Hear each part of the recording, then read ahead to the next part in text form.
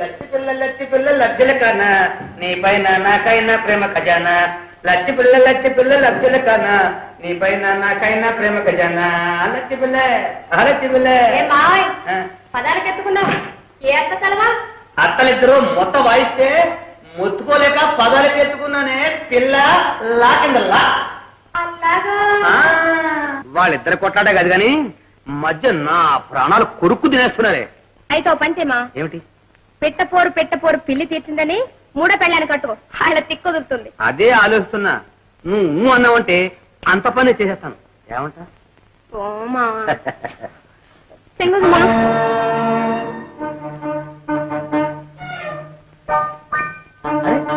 రమణమ్మరు అంతఃపురంలోది ఇది నీకెలా వచ్చింది? అమ్మగారు ఇచ్చారు. అమ్మగారు ఇచ్చారు? కోట్ల అంత అయ్యగారులేనే, అమ్మగారులే ఉన్నారు. ఏ మంత్రం ఇస్తున్నావా? ఈ పప్పులు మన దగ్గర ఉడకవే పిల్ల లాకిందరా. ఈ ఉంగరాన్ని ఈ పిల్లని పెద్ద కొత్త దగ్గర తీసుకోండి. అంతా ఇంతే.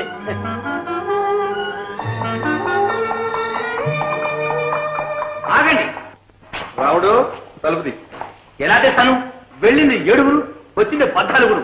వీరెవరు? ఎవరైతే నీకెందుకు, తలుపు తీయమంటే తీ అంతే.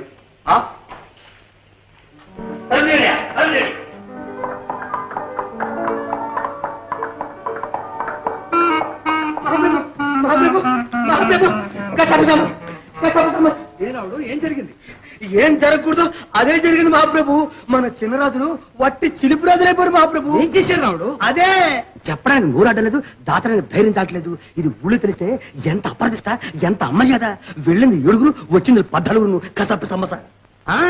నాన్నగారు ఇదిగో మీ కోడలు, మా అత్తయ్య భూలక్ష్మీదేవమ్మ బిడ్డలు. భూలక్ష్మి బిడ్డలా? లేవండమ్మా లేవండి. ఎంతకాలానికి మిమ్మల్ని చూచానమ్మా. మీకోసం దేశాలు వెతికించాం. ఇంతకాలం ఎక్కడ అజ్ఞాతవాసం చేశారమ్మా? అజ్ఞాతవాసం కాదు నాన్నగారు, అరణ్యవాసం. అదృష్టం కలిసి వచ్చింది కాబట్టి మాకెంట పడ్డారు. అవును నాయన, దైవం ఈనాటికి దయదలిచాడు. ఒక్క భూలక్ష్మి కాదు, 7 భూలక్ష్ములు నా కళ్ళ కనిపిస్తున్నారు.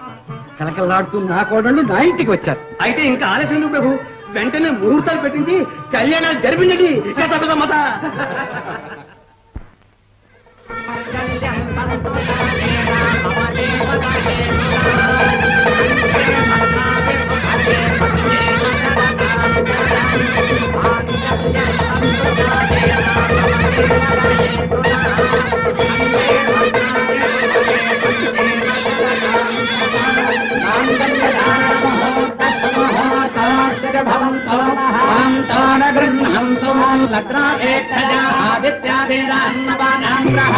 శుభానుకూల్యం భోజాది భవంతు గృహంత శతవాదం భవతి శతపురుషేంద్రియ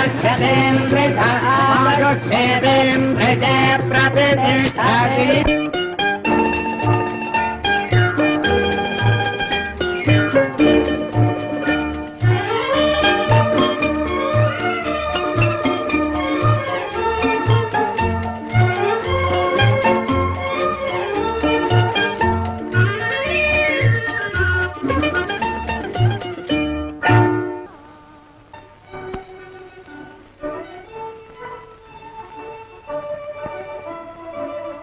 గండికోట వారి మీద పరరాజులు దండెత్తి వస్తున్నారట.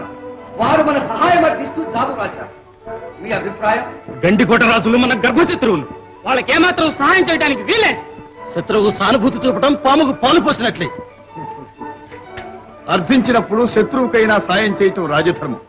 ఆ పై కర్తవ్యం పెద్దలు నిర్ణయించారు. చిన్నవాడవైనా బాగా దూరం ఆలోచించావు కార్యవర్తి. గండికోట వారికి సహాయం చేయటమే సమంజసం. మహామంత్రి, మన పరగణాలో కత్తిపెట్టగల ప్రతి పౌరుడు కథన రంగానికి తరలి వెళ్లాలని ప్రకటించండి.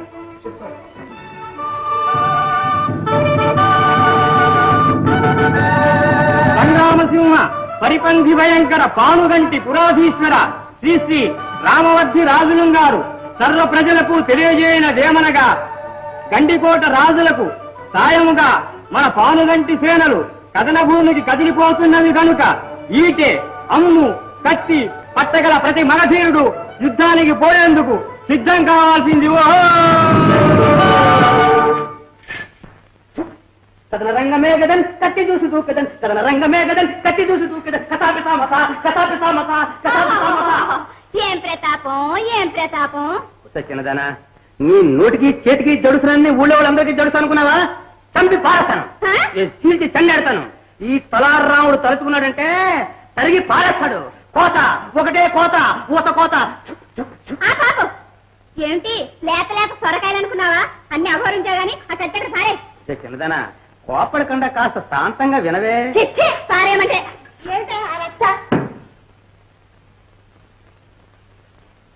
అది నీ ఒక మంట, నీకిదే పోయే కాలం. పోరుకు పోయే కాలం అంటే యుద్ధానికి వెళ్లే కాలం అన్నమాట. మగధీరులంతా వెళుతున్నారుగా మరి. మగతీర్లంతా వెళ్తే మధ్యలో మనకెందుకయ్యా? అదేమిటి నన్ను మీలో కలిపేస్తున్నావు? మన మగసిరి మండినట్టే ఉంది. నీ మగసిరి మాకు తెలియదు. పిల్ల జల్లా లేనే లేరు. పసుపు కుంకుమ కూడా లేకుండా చేద్దామనా? పడుండు, నోరు ముసు పడుండు. ఇలా రండి, ఇలా రండి, ఇలా రండి, ఇలా రండి, ఇలా రండి, ఇలా రండి, ఇలా రండి, ఇలా రండి, ఇలా రండి. కూర్చోండి. చూడండి, ప్రయాణం అంటే నాకు మాత్రం భయం లేదనుకున్నారా? తీపి లేదనుకున్నారా? మనం వెళ్లే పనే వేరు. ఏంటా పని? పగలంతా యుద్ధం జరుగుతుందిగా. సాయంకాలం అయ్యేసరికి కొంతమంది అన్న చస్తారుగా. ఆ చచ్చిన వాళ్ళకి తలకాయలు ఉంటాయిగా. ఉంటాయి. ఆ తలకాయలకి తలపాగాలు ఉంటాయిగా. అవన్నీ కోసి తీసుకొచ్చి పానుగంటి పట్టణంలో పెద్ద ప్రదర్శన ఏర్పాటు చేసి ఇవన్నీ మనం చంపిన బాబతు వీరులవి అని ప్రచారం చేస్తాం.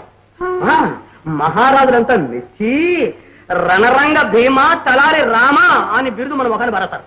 అక్కడి నుంచి పెద్ద మహల్, ఆ మహల్ నిండా దాస దాసీజన్. వాళ్ళ మధ్య మీరు, మీ మధ్య నేను, నా మధ్య మీరు, మీ మధ్య నేను. ఎలా ఉంది, ఎలా ఉంది? యుద్ధం లేదు, గిద్ధం లేదు, బుద్ధిగా పడి ఉండు. పోనీలేవే, ఆ తలపాగలన్నీ తీసుకొస్తారుగా, నువ్వు ఓనీలన్నా వేసుకోవచ్చు. ఆ ఏదో ఈ మొహానికి అదేలే తీసుకురా.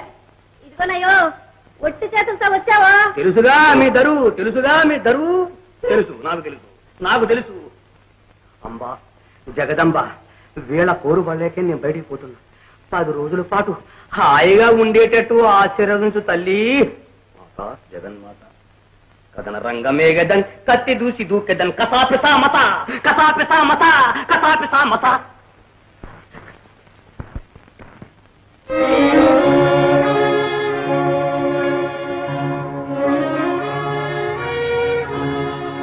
బావలంతా యుద్ధానికి వెళుతుంటే మీరింకా ఇలాగే కూర్చున్నారే? కదలడానికి కాళ్ళాటం లేదు బాధ. వీరధర్మం యుద్ధ భూమికి వెళ్ళమని ప్రోత్సహిస్తుంది. కానీ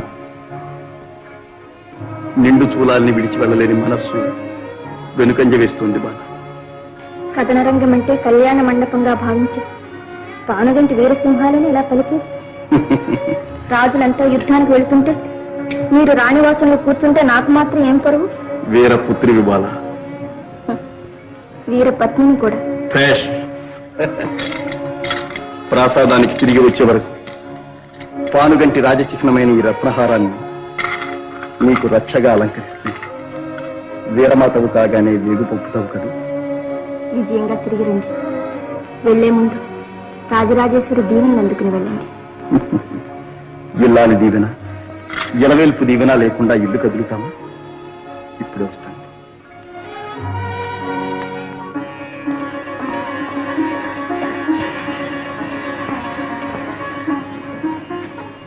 మాత రాజరాజేశ్వరి, న్యాయరక్షణ కోసం నగరిలోని వీరులందరూ గండికోట కథన రంగానికి కదలిపోతున్నారు.